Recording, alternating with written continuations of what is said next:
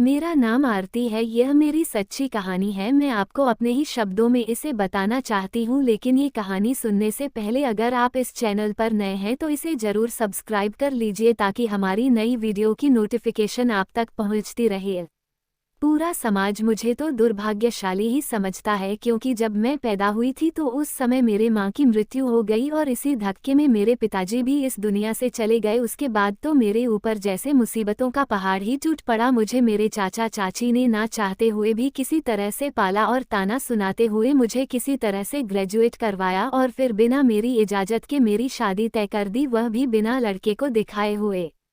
मेरी शादी इतनी जल्दी की कि उसमें कुछ भी तामझाम नहीं किया गया। मुझे शादी के बाद ये पता चला कि मेरे पति का नाम विजय है और मेरी एक ही ननंद है जिसका नाम सविता है। मेरे ससुर नहीं है, केवल मेरी सास है।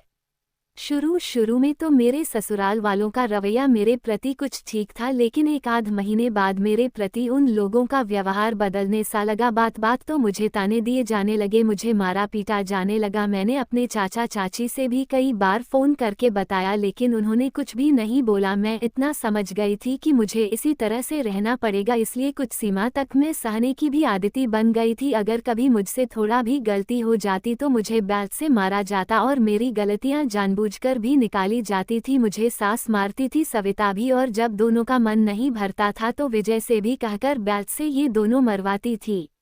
एक दिन रात में मेरे पति विजय बहुत देर तक नहीं आए। मुझे भूख लगी थी, मैं खाना खाने लगी। जैसे ही मैं खाने को हुई मेरी सास ने मुझे देख लिया और मुझे एक झापड़ मार दिया और सविता ने भी मुझे 2 झापड़ मार दिया। और जब विजय घर पहुंचे तो उनसे भी दोनों ने मुझे उल्टा कुसंस्कारी कहते हुए मुझे खूब खरी खोटी सुनाई और कहने लगी कि यह अपने पति के बिना ही खाना खाती है, इसे कोई संस्कार नहीं है। मेरे पति ने भी मुझे खूब मारा। अभी तक तो मुझे लगता था कि मैं सब सह लूंगी और किसी तरह से जीवन से समझौता कर लूंगी, लेकिन इस बार के बाद पता नहीं क्यों मुझमें एक दृढ़ निश्चय जागा। शायद मेरी अंतरात्मा ने मुझे जगाया कि मुझे कुछ करना ही पड़ेगा और घुट घुट कर जीने से अच्छा है कि एक फैसला लिया जाए। और मैंने भी एक फैसला लिया। सबसे पहले मैं अपनी नंद की ससुराल होने वाली ससुराल पहुंची। वहां मैंने उसके साथ ससुर से अपने साथ घटी पूरी घटना को बताया, जिसे उन लोगों ने उनसे छुपा कर रखा था। और फिर उन लोगों के साथ ही मैं पुलिस स्टेशन गई और अपने ससुराल वालों के विरुद्ध मैंने FIR दर्ज कराई और पुलिस को लेकर मैं अपने ससुराल पहुंच गई। और यह मौका भी मुझे किस्मत सही मिला, क्योंकि मुझे घर में बंद करके रखा जाता था। जब मेरी सास के होने वाले समधी मेरी ससुराल में पहुंचे और सास का सब कच्चा चिट्ठा बताने लगे, जो कि मुझे मारने से संबंधित था कि किस तरह से वह मुझे प्रताड़ित करती थी, तो वह कहने लगी, नहीं समधी जी, ऐसा नहीं है, हम लोग इसे बहुत प्रेम से रखते हैं, ये झूठ बोल रही है। तो उन्होंने उसे बुरी तरह से डांट लगाई और कहा कि मुझे ये सब कुछ नहीं सुनना है और ऐसे घर में मुझे कोई रिश्ता नहीं रखना है। ये तो इस लड़की की समझदारी थी कि मुझे पहले से ही आपके बारे में पता चल गया, अब मुझे आपसे कोई भी रिश्ता नहीं रखना है। और अब जब जेल की चक्की पीसेंगे तभी आपको समझ में आएगा। तब मेरी सास, मेरी ननंद और मेरे पति तीनों मेरे सामने गिड़गिड़ाने लगे और पुलिस से कंप्लेंट वापस लेने के लिए मुझसे मिन्नतें करने लगे। लेकिन मैंने कहा, थप्पड़ खाने के लिए मैंने यह शादी नहीं की थी, मैं तो केवल आप लोगों का प्रेम चाहती थी, बाकी सभी काम मैं अच्छे से कर रही थी, लेकिन आप लोगों को और ज्यादा दहेज चाहिए था। आप लोगों की एक ही सजा है, मैंने बहुत सहा है, अब आप लोगों का घर जेल ही है और यही उचित भी है। और मैं आप सभी को बता दूं कि उन्हें 10 साल की जेल भी हो चुकी है। मैं जानती हूँ आप में से बहुत सी बहनों के साथ ऐसा हो रहा है, तो मेरा कहना है आप भी साहसपूर्ण कदम उठाए, डरिए मत, क्योंकि डर के जीने से अच्छा तो एक साहसिक कदम उठाना है।